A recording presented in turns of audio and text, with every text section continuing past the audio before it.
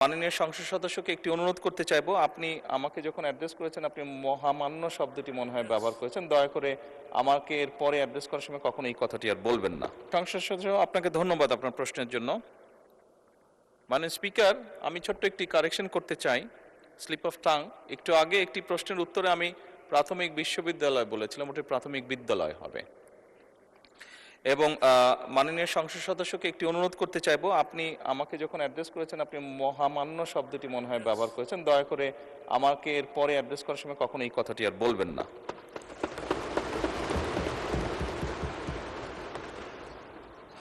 মাননীয় স্পিকার, পরিবার এবং জনস্বাস্থ্য বিষয়ে জনসচেতনতা বৃদ্ধি করার জন্য বর্তমান সরকার নানাবিধ কার্যক্রম গ্রহণ করেছে।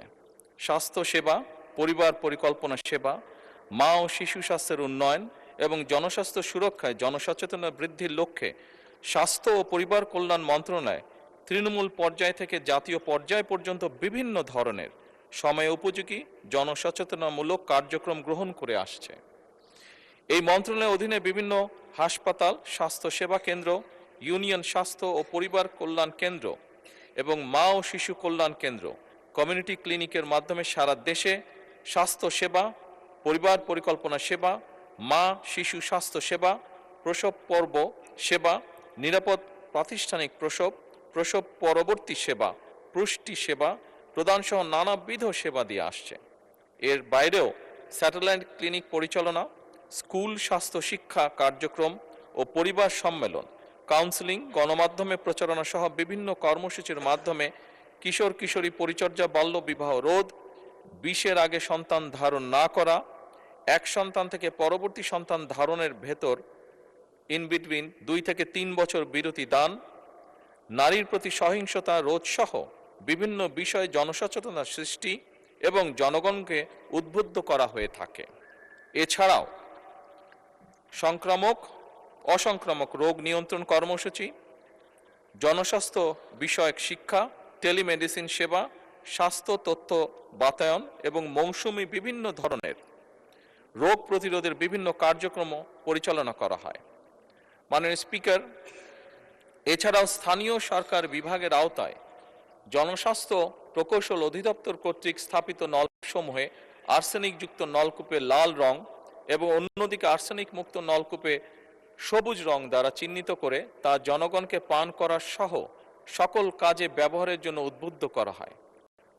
পানি এবং স্যানিটেশন টেকসই ব্যবহার নিশ্চিত ও সচেতনতা সৃষ্টি করার জন্য পৌরসভাসমূহে উন্নয়ন প্রকল্পের মাধ্যমে নিরাপদ পানি সরবরাহ পরিকল্পনা বাস্তবায়ন সহ বিভিন্ন সচেতনতামূলক কার্যক্রম যেমন কর্মশালা, উঠান বৈঠক ইত্যাদি গ্রহণ করা হচ্ছে।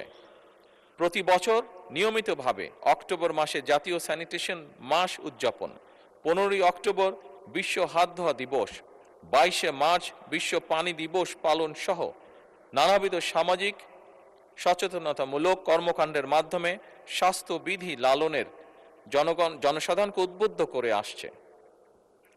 মানে স্পিকার, এটি হবে স্বাস্থ্যবিধি পালনে জনসাধারণকে উদ্বুদ্ধ করে আসছে। এছাড়াও মানব বর্জ্য সংগ্রহ, পরিবহন, পরিশোধন ও পুনর্ব্যবহার এবং কঠিন বর্জ্য উৎসে পৃথকীকরণ, সংগ্রহ, পরিবহন, পরিশোধন ও পুনর্ব্যবহার করা হচ্ছে। পারিবারিক পর্যায়ে স্বাস্থ্যবিধি পালন, স্বাস্থ্যসম্মত ল্যাট্রিনের ব্যবহার এবং নিয়মিত সেফটি ট্যাঙ্ক পরিষ্কারকরণে জনসচেতনতা বৃদ্ধি করা হচ্ছে। মাননীয় স্পিকার,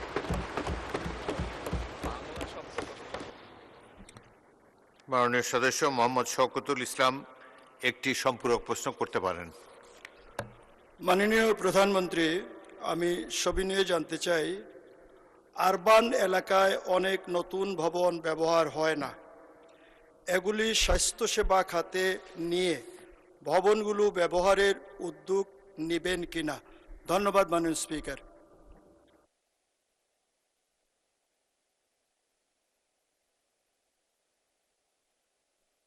মাননীয় প্রধানমন্ত্রী। মাননীয় সংসদ সদস্য, আপনাকে ধন্যবাদ আপনার প্রশ্নের জন্য।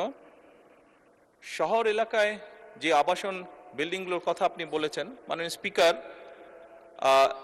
এলজিআরডি মন্ত্রণালয়ের অধীনে এইরকম প্রায় 200-র মতন বিল্ডিং ছিল যেগুলোর কোনো ব্যবহার ছিল না। বিল্ডিংগুলি কোনোটি 5 তলা কোনোটি 8 তলা, এরকম প্রায় 200টি বিল্ডিং আছে। আমরা বর্তমান সরকার কিছুদিন আগে একটি উদ্যোগ গ্রহণ করেছে, এগুলো আমরা স্বাস্থ্য মন্ত্রণালয়ের কাছে হ্যান্ডওভার করার ব্যবস্থা নিয়েছি। এবং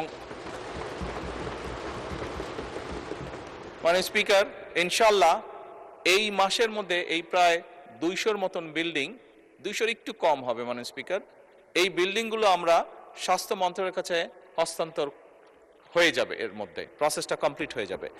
এবং খুব দ্রুতই আগামী 2 থেকে মাস 2-এর ভিতরে এইগুলো এরকম ছোট ছোট মাতৃসদন ক্লিনিক সহ শিশু এবং নারীদের চিকিৎসার জন্য এই বিল্ডিংগুলোকে উপযোগী করে গড়ে তোলা হবে মাননীয় স্পিকার। ধন্যবাদ। ধন্যবাদ মাননীয় প্রধানমন্ত্রী।